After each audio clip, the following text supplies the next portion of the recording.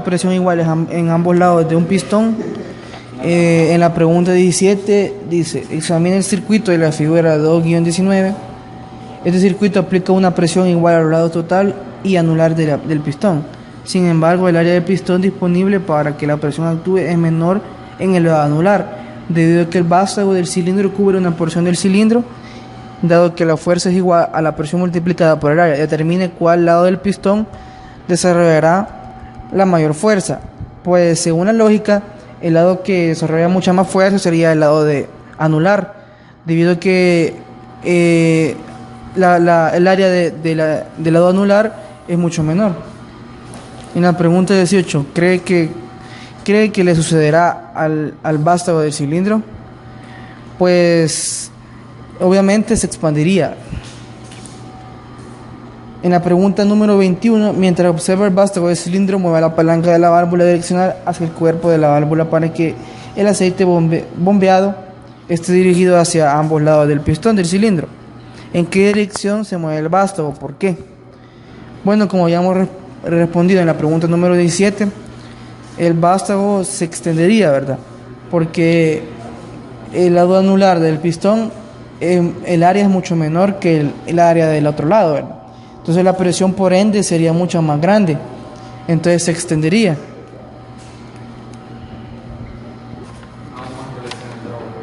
Bueno, en el ejercicio 2-20, determinación de la distribución de presión de un cilindro. En la pregunta número 24, examina el circuito de la figura 2-20. El aceite en el lado del vástago del cilindro es captado debido a que no existe línea de retorno hacia el dispositivo. El pistón no puede moverse debido a que el aceite no puede ser comprimido. Las presiones en los lados de émbolo y lado de vástago se acumulan hasta que la fuerza ejercida de ambos lados del pistón sea exactamente igual.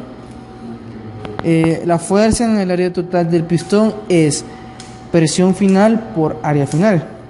La fuerza del área anular del pistón es presión anular, y área anular. Ya que estas fuerzas son iguales, P final por área anular y presión anular por área anular, basándose en esta fórmula determine cuál manómetro de la figura 220 lee la mayor presión. Sería la respuesta el manómetro número 1. En la pregunta número 29, examine el circuito de la figura 220, determine cuál manómetro leerá la mayor presión. Explique por qué. Bueno, nosotros en la práctica, ¿verdad?, vimos que el manómetro número 1 marcaba mayor presión y el manómetro número 2 no marcaba nada. Porque en el manómetro número 2, el líquido o el fluido, en este caso aceite, no es capaz de comprimirse y poder leer la presión que se ejercería. En la pregunta número 35, en un cilindro con fuerzas equilibradas, la proporción de presión de entrada y salida es teóricamente igual al recíproco inverso de la proporción del área. Compare las proporciones de presión de entradas y salidas P final por presión anular en la tabla 2.3, parte A, con el recíproco de la proporción del área anular y área final. También compara la proporción de presión de entradas y salidas por presión final por presión anular en la tabla 2.4, parte B, con la recíproco de la proporción del área final con área anular. La pregunta sería: las proporciones de la presión son aproximadamente iguales al recíproco de la proporción del área. Pues según lo leído sería así. Bueno, en el ejercicio del circuito número 221, de acuerdo al manómetro A, ¿cuánta presión es aplicada actualmente en el área anular del pistón cilíndrico? Bueno, la presión son 340 psi o 2100 kPa. En la pregunta número 46, basándose en la presión anular registrada en el paso 43, determine el peso o masa de la fuente de alimentación hidráulica, tanto en unidades SI como en sistema inglés. Bueno, en el sistema SI son aproximadamente 60 kilogramos, que es equivalente a lo que son en el sistema inglés aproximadamente 125 libras. Preguntas de revisión. 1. ¿Cuál es la fórmula para calcular la fuerza en un sistema hidráulico? ¿Cómo puedes reescribir esta fórmula para calcular la presión? Bueno, la fórmula es fuerza igual a presión por altura. Para calcular lo que es la presión, se despeja tanto la incógnita P hacia el lado derecho, o se puede dejar en el mismo lugar y despejar lo que es y pasar hacia el otro lado la que es la letra A, que sería área. Entonces la fórmula quedaría presión igual a fuerza entre área. 2. ¿Cuál es la fórmula para calcular el área de la superficie de un pistón? Bueno, como se decía en la pregunta número 1, despejaremos lo que es la incógnita A y dejaremos lo que es fuerza entre presión, y ahí encontraremos el área de la superficie del pistón. Número 3.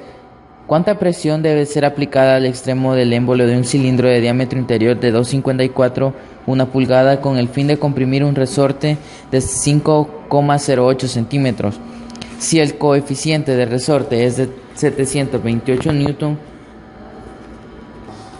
Bueno, en esta pregunta tenemos un aproximado de lo que son 550 psi. Número 4. En el circuito de la figura 220A, ¿cuál será la presión en el manómetro B si la presión en el manómetro A es elevada a 3500 kPa, 500 ps?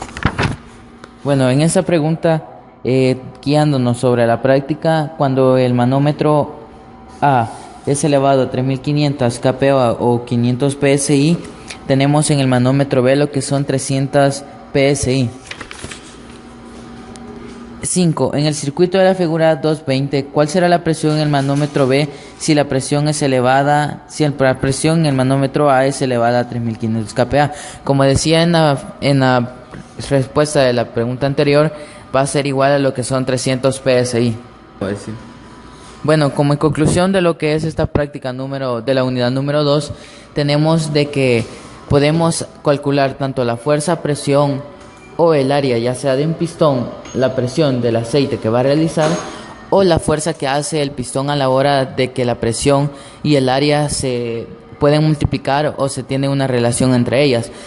Por eso decimos de que en esta práctica nos funciona mucho, ya que con ello podemos calcular cuánto peso puede levantar tanto un pistón o cualquier otra cosa que nosotros queramos armar en un circuito y poder generar, ya sea para un trabajo o alguna fuerza que nosotros realicemos.